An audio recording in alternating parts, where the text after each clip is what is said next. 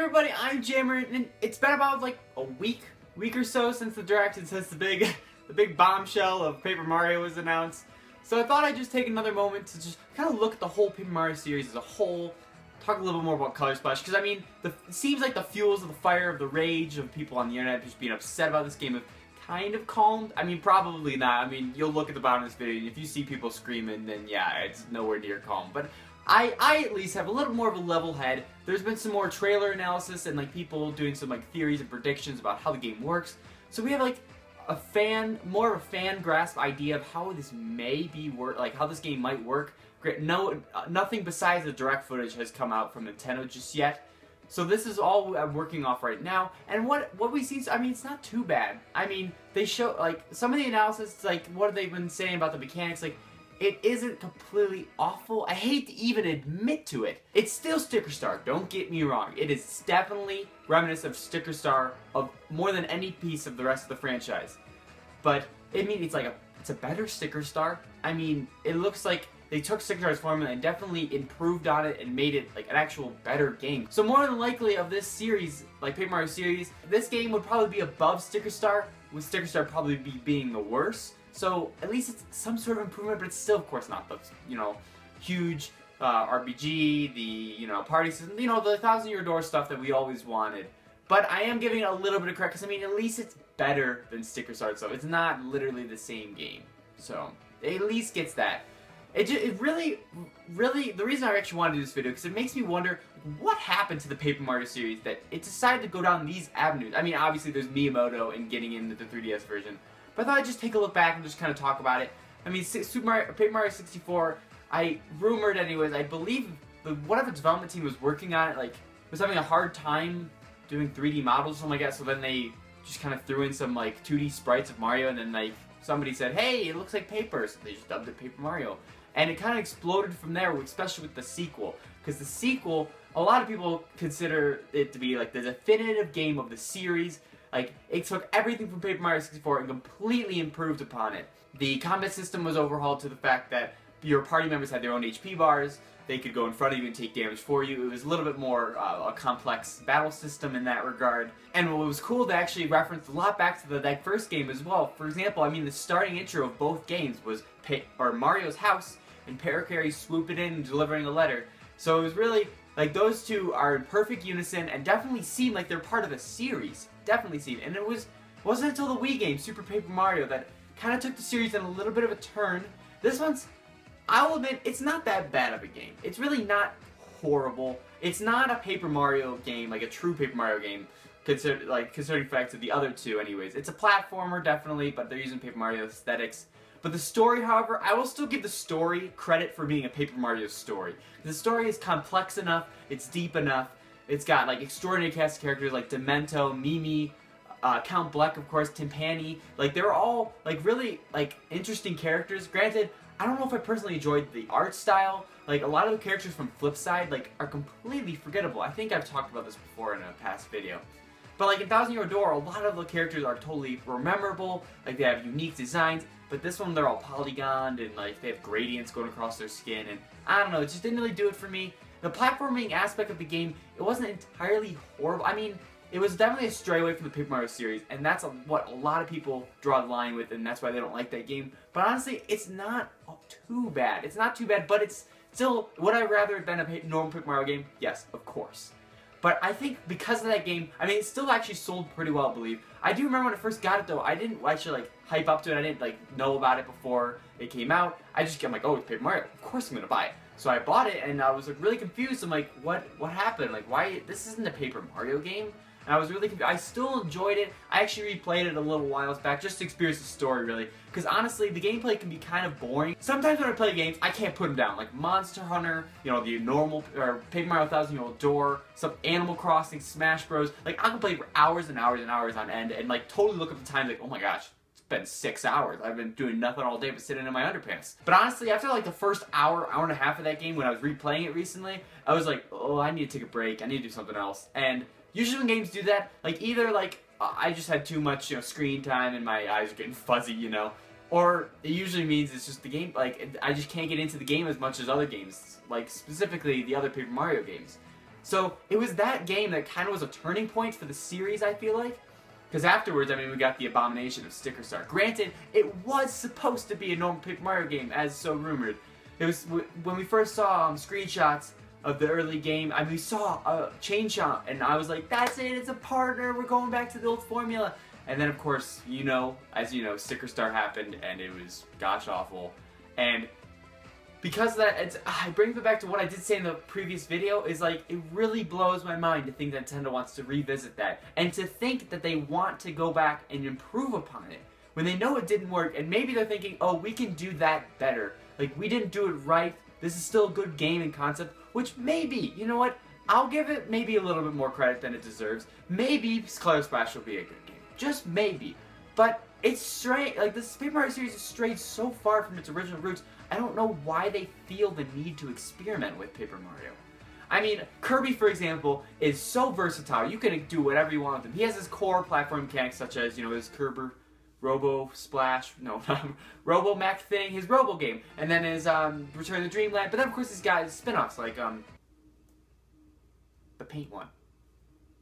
Rainbow Curse, yeah. Rainbow Curse, I can't even remember any other ones. Oh, Kirby Air Ride, but I mean, like, that, is a while ago. But that's a great game. So, besides the point, I mean, just, Kirby is so versatile, he can use that franchise wherever they want. They can, like, do it, like, Kirby Epic Yarn, They can totally experiment with him, because he's just an experimental character. Paper Mario had 2 games, both very good. They're extraordinary. They're very amazing games, and they had a specific formula, and they never really needed to experiment with him, because it's not like he was a struggling franchise, at least as far as I know. Those games did at least successful enough.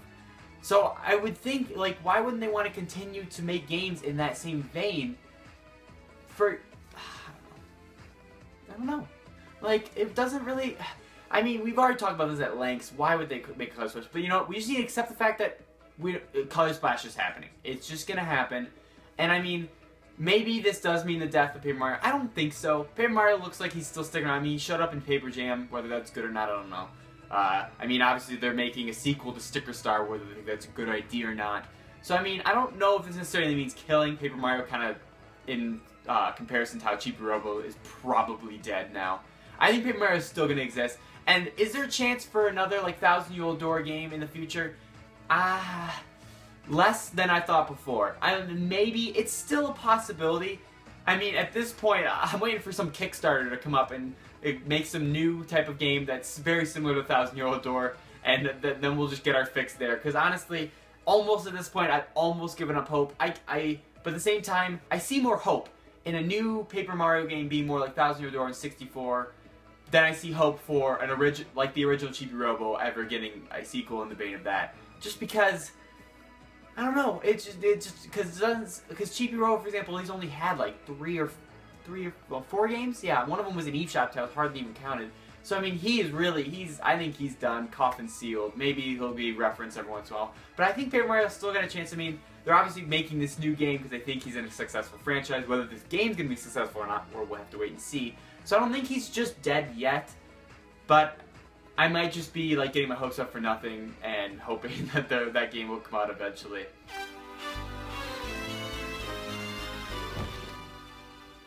I hate to almost even admit it, but after a little bit more understanding of how the mechanics might work, the battle mechanics, it perked my interest just a little bit. Just a tad more than just hating it. I was just all out worst game ever. Of course, nothing close to what I wanted. Nothing close. Granted, who knows? Maybe there is so much more to this game that we don't know about. Tons of unique characters, party system, turn-based, But they decided not to show that. That's the thing. I don't think that'll happen. That's why I don't think it'll be there. I feel like if they're bringing back party systems, they would have specifically said in this direct, a returning aspect from older games, such as 1,000-Year-Old Door, we are bringing back the party system.